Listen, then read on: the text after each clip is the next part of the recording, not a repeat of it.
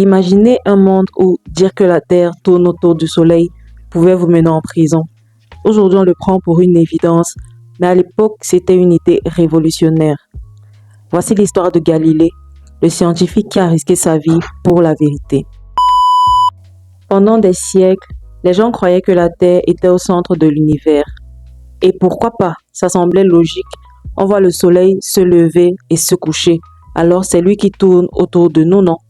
Cette théorie appelée géocentrisme avait été popularisée par des philosophes grecs comme Aristote ou Claude Ptolémée, qui a résumé l'ensemble de ses recherches sur le sujet dans un ouvrage de 13 livres appelé l'Almageste. Même l'Église soutenait cette vision car elle correspondait à l'idée selon laquelle l'humanité était au centre de la création divine. Certains passages bibliques, comme dans les psaumes ou dans le livre de Josué, semblaient soutenir l'idée que la Terre était fixe et que les autres astres tournaient autour d'elle.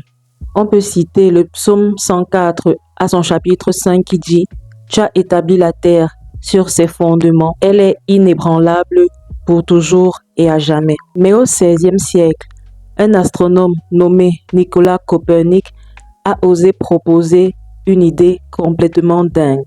Et si c'était la Terre qui tournait autour du Soleil?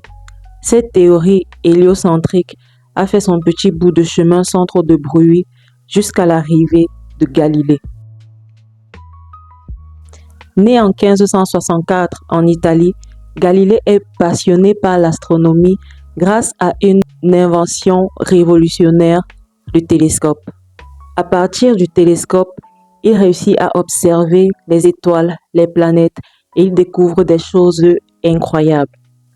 Il découvre par exemple que Jupiter a des lunes qui tournent autour d'elle, prouvant ainsi que tout ne gravite pas autour de la Terre. Il réussit aussi à observer les phases de Vénus, ce qui ne peut s'expliquer que si la Terre tourne autour du Soleil. Le problème à cette époque, c'était que dire ça, c'était un peu comme déclarer la guerre à l'Église.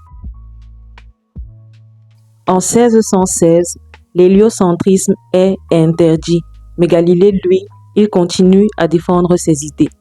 C'est ainsi qu'en 1632, il publie un livre, Dialogue sur les deux grands systèmes du monde, où il explique pourquoi Claude Copernic avait raison.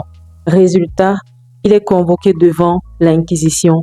L'Inquisition qui était une juridiction ecclésiastique d'exception active du XIIIe au XIVe siècle pour la répression des crimes d'hérésie. Il a donc finalement été jugé et condamné à abjurer ses idées. À partir de ce moment-là, Galilée sera placé en résidence surveillée jusqu'à la fin de sa vie. Triste fin pour un génie, non? Bien que réduit au silence, Galilée avait semé une graine qui allait changer le monde. Ses travaux ont inspiré d'autres scientifiques comme Kepler et Newton et marqué le début de la révolution scientifique. Et aujourd'hui, nous savons qu'il avait raison.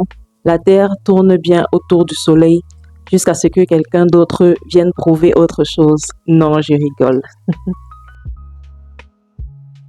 J'ai été surprise quand j'ai découvert tout le déroulement de l'histoire autour de la découverte de comment l'univers fonctionne et du fait que la Terre tourne autour du Soleil. C'est intéressant de voir comment à l'époque, la science bougeait énormément et de voir comment les gens étaient muselés et l'information était gardée pour certaines personnes et ou alors réprimée par certaines personnes quand elles n'allaient pas dans le sens de ce que un grand groupe ou surtout un groupe influent voulait.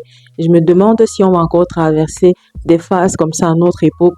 Il y aura encore des découvertes majeures qu'on va faire ou peut-être, on ne sait pas, il y a des gens qui découvrent des choses extraordinaires aujourd'hui, mais comme ça ne correspond pas à ce que des groupes influents ou de grandes puissances voudraient, on muselle ces personnes et leurs travaux sont cachés.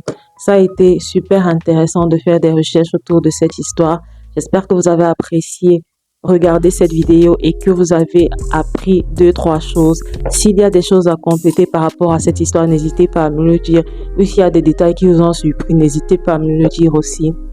Merci à tous pour ce petit moment. Prenez soin de vous, prenez soin de vos proches et on se retrouve pour une prochaine vidéo. Bye!